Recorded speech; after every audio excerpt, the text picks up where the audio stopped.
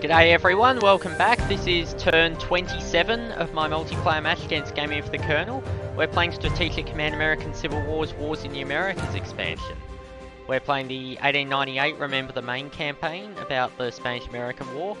I am the Spanish, the Colonel is commanding the Americans and their native allies. I think this will be the end of October 1898. Got about 6 more turns before the game ends. Let's see what the Colonel has in store for us today. Yes, I would like to watch the replay.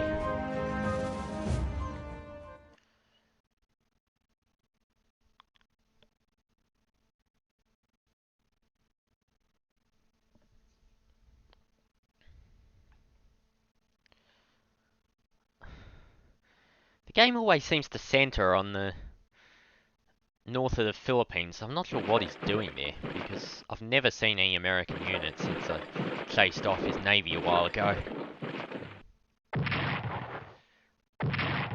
Bombarding my ports.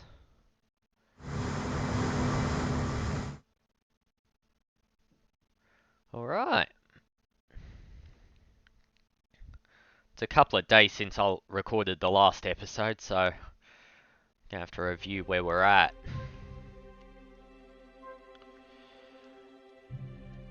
Okay, we've still got the, or re-established the line of communication here. This is the first one I'm recording after the Colonel's first turn has been uploaded to YouTube.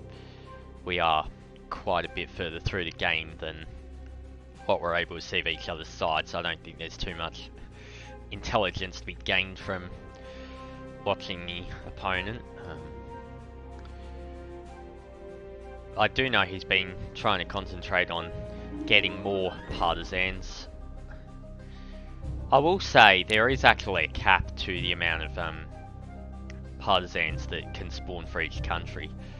Cubans are allowed 24 partisans, plus they've got a couple of HQs as well, and the Philippines are allowed 15 partisans. So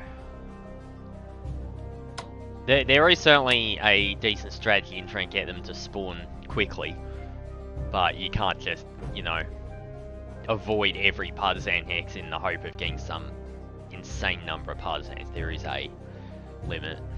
24 is quite a lot though. As you can see, I don't control a whole lot of territory anymore.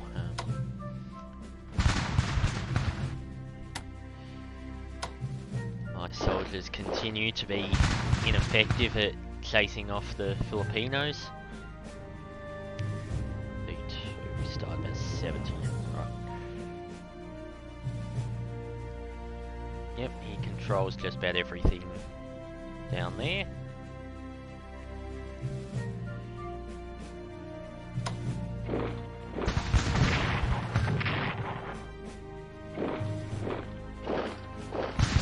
That, why not?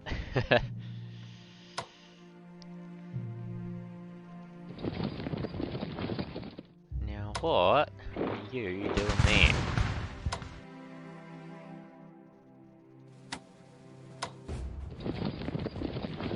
Reinforce him.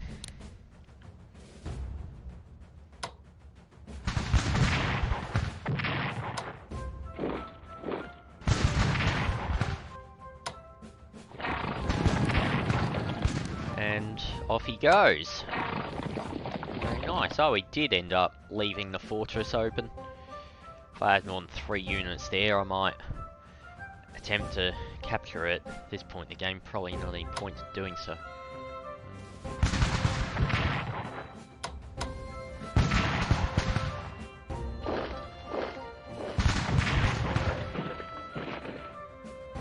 Reinforce them.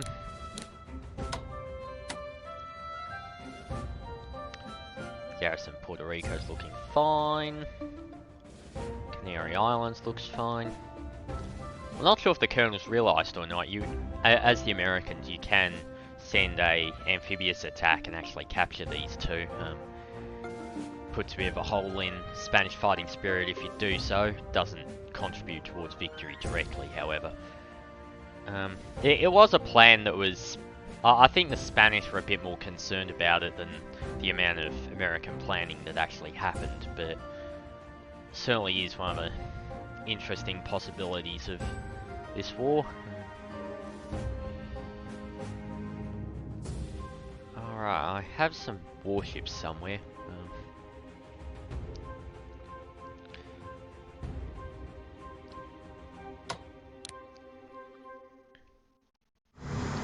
Just sneak them back into port.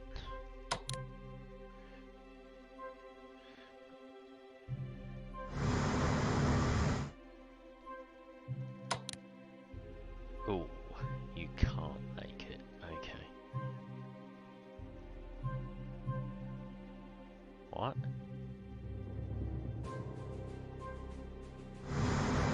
Alright. That'll give them some supplies next turn. And then I'm going to go after one of these. Not tons of benefits doing so at this point in the game, but I don't know, I think it'd be funny too, so I'm just going to do it. Hopefully take him by surprise. Prove that he hasn't wiped out my entire navy yet.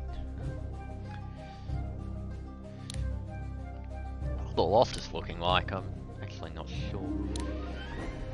Okay, Cuba has suffered. Philippines, not so much. The American Navy. Oh, we've traded better than 1 for 2, so... If the Spanish do better than 1 for 2, they come out on top in fighting spirit compared to if they just put their boats somewhere where they don't fight at all. So there is a benefit to being aggressive with the Spanish Navy if you're able to pull something off with it. When did I lose a division? I forgot I even did that. Only 1 brigade. Yeah, I'm not sure that...